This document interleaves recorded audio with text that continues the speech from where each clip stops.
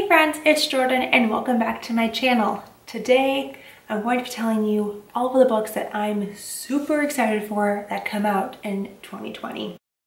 So at the beginning of this year, I really wasn't posting videos. I had gone a really long time without posting anything, and I didn't get to share with you any of the books that I was really excited for that were coming out this year. And I don't think I did this video last year in 2019 either, so I haven't gotten to share like new releases that I'm excited about with you in a really long time. So today I'm going to take the opportunity to look at the rest of 2020, so April onward, and tell you what books I am so excited to read. The first book on my list here is Ruthless Gods by Emily A. Duncan. This is the second book in something dark and holy, something wicked and holy. The first book is Wicked Saints. I don't remember what the actual name of the series is, but this is the sequel, and I got to hear Emily talk about it a little bit on one of her panels at BookNet Fest last year, and it's supposed to be even darker and bloodier and gorier than the first one. She also said that there's a lot more romance in this book, and we all know that I read for romance. So I'm so excited about this. The first book reminded me a lot of the Grisha in that it is Eastern European inspired. There's magic, there's a bad overlord villain character. That was a great description, Jordan. The gist is that there's these two warring provinces of this world. One uses blood magic, where anybody has access to blood magic. There's a lot of like self-harm involved to invoke the blood magic. The other camp here, the other nation, a single entity, a single person who the divine powers bestow magic upon, and you have to be chosen by the gods. And they find blood magic to be a disgrace because you have to be blessed with magic from the gods, as opposed to anybody can do magic and anyone has access to it. And so these two nations are warring with each other, and we have main characters from each of the nations that team up in an attempt to fight a larger foe. There's a romance and there are some plot twists, and it was a wild ride. So I'm very excited for the sequel that comes out in April. Next on my list here is Girl Gone Viral by Alicia Ray. I read the first book to this, The Right Swipe. That one follows two different heads of dating services. So one's like more like a Tinder style, and the other one is more like Match.com, eHarmony. And they're doing a joint marketing campaign because the one wants to buy out the other's company, and these two spokespeople, Samson and Rhiannon, had a one-night stand incidentally before all of this happened, and now they're put together to work together, and it doesn't go very smoothly. This is the sequel to that. This new one is following Rhiannon's best friend. Her name is Katrina. I'm excited to read this. I think it'll be a really fun time. I enjoyed the first book. I've enjoyed everything that I've read by Alicia Ray.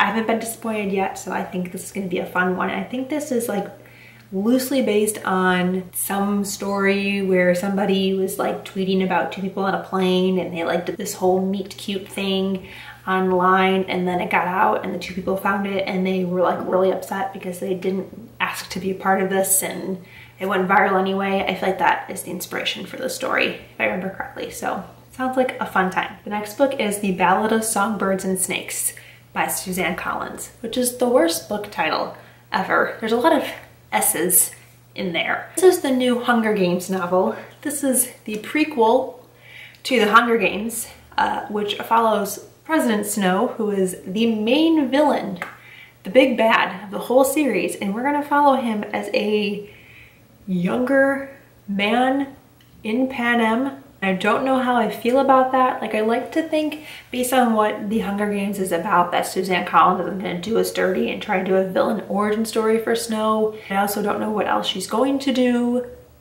So this should be an interesting one. How long have we waited for Suzanne Collins to write the book? Like a decade? And this is what she gives us, a President Snow story? Who asked for this? Yes, we sort of did. The next book I have on my list here is Where Dreams Descend by Janella Angelis. And I have no idea what this book is about. I just remember that Lainey from Ginger Reads Lainey had gotten a copy of this a way long time ago, and she was super excited about it, and she was talking about it a lot in her group chat and saying really positive things, and it got me very excited and very interested. So I've had this on my list for a long time, and I've never actually known what the synopsis for it is. A group of magicians face off in a daring game of magical feats to find the next headliner of the conquering circus, only to find themselves under the threat of unseen danger striking behind the scenes. Okay, magicians, circus, secrets, these all sound like very promising things. Have I ever read any? The only like circus book I've read is Carval, and it was fine and forgettable. I've never read The Night Circus, but I guess I like circus books. This should be really fun. So the next book on my list here is The Damned by Renee Ahdieh. This is the sequel to The Beautiful, which I read last year and had very lukewarm feelings about. However, the last 50 pages of that book were so good and had gotten me so excited. That's the only reason why I'm reading the sequel. Pitched as a vampire novel, but I would not dare say the first book is a vampire novel. We are following Celine, who is a young girl who travels from France to the New Orleans area, and she is fleeing France because of a crime that she's involved in. And when she gets to New Orleans, she joins a convent and makes a bunch of friends, and then her friends start to show up dead in the middle of the night. So she tags up with a fellow convent girl, and they try to solve the mystery of their disappearing friends and somehow get involved with a vampire underground ring. And I'm hoping that the sequel will get right into like the meat of that stuff quicker based on how this ended. The sequel has potential for being fantastic. So I'm gonna give it a shot, but there's a chance that if it's not good, I will DNF it. The next book is Home Before Dark by Riley Sager. Lock Every Door was his book from last year, which is one of my favorite books of the year. One of my favorite murder mysteries that I have ever read. It is fantastic, and it has like a gothic style to it, and this like the cover looks kind of gothic, right? It looks pretty creepy, and I'm really hoping that that's the vibe of this book as well. I don't know what this is about. It's a murder mystery suspense novel, so I'm not going to read the synopsis because they give way too much information in synopsises for mystery thrillers. I really don't know what to tell you except that I'm so freaking excited. Lock Every Door was the murder mystery book that I've been waiting for years, because it's a genre that I've been struggling with a lot despite loving it, and it just shocked and wowed and surprised me, and I'm so excited for this book. The next book on my list here is The Lost Book of the White by Cassandra Clare, which is the second book in the Eldest Curses series, which is like her adult series with Wesley Chu that follows Magnus and Alec. I think the first book takes place after the third Mortal Instrument book, City of Glass. I don't know where this one falls into the timeline, but I haven't read the first one. So like I'm not gonna be reading this until I read the first one, but I am still excited about it. We just got a cover reveal for it. It's different. I like it better. It was a good direction to go for this. The names of the books in the series are after like really important magical books in the Shadowhunter world.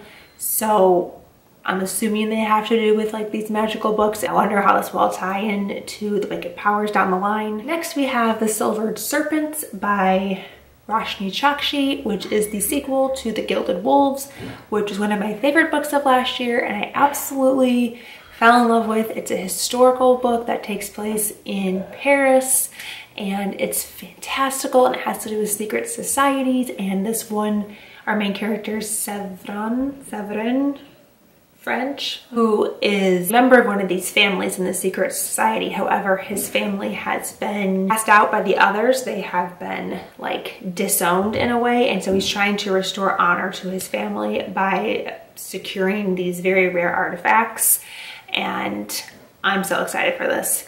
I loved the romance in the first book. I loved the characters. There's a found family dynamic that I love and I'm such a sucker for. So I'm super excited to follow them into the sequel here. I will have to reread the first book because I'm a little foggy on all of the details, but I had such a great time with it the first time that I don't doubt I'm going to enjoy it a second time, and the sequel here as well. My camera's about to overheat. All right, the camera has cooled down. I have eaten dinner. Let's resume with my list here. I think we're on Lightbringer, which is the next one on the list here. This one is the final book in the Imperium trilogy, which started with Furyborn.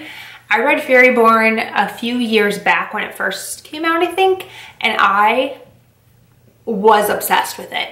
It was one of the very first times I had read a book since Throne of Glass that like gave me the same feelings as Throne of Glass, and I loved it. We are following two different perspectives from two different timelines. Riel, who is said to be the promised Sun Queen, and she's going through trials in order to prove she is the Sun Queen. And then like 1,000 years later, there is Eliana, who remembers Riel in the history books as being the Blood Queen. I haven't read the sequel.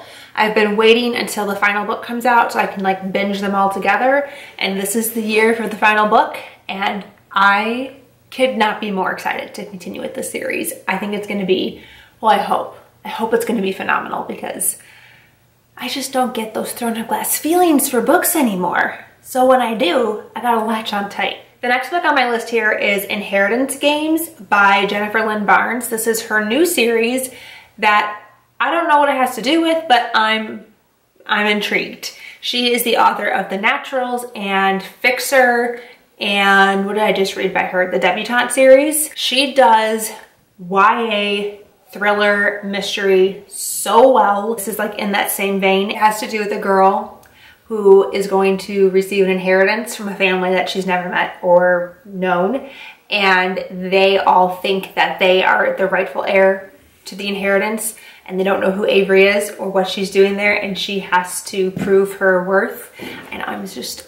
freaking pumped for this. Next on my list here is Bookish and the Beast, which is the third book in the Once Upon a Con series by Ashley Poston. The first being Geekerella, which is one of my favorite YA books ever. I loved Geekerella. I was lukewarm to enjoyed the second book. It was a Princess and the Pauper retelling, which I'm not familiar with that story, so I didn't feel as invested in that storyline, but I still enjoyed it. And this is a Beauty and the Beast retelling, which, excuse me, I'm so excited for. And it takes place in the con fandom world surrounding Starfield, which is like a Star Wars meets Star Trek kind of fandom. And I didn't know this was going to be a series.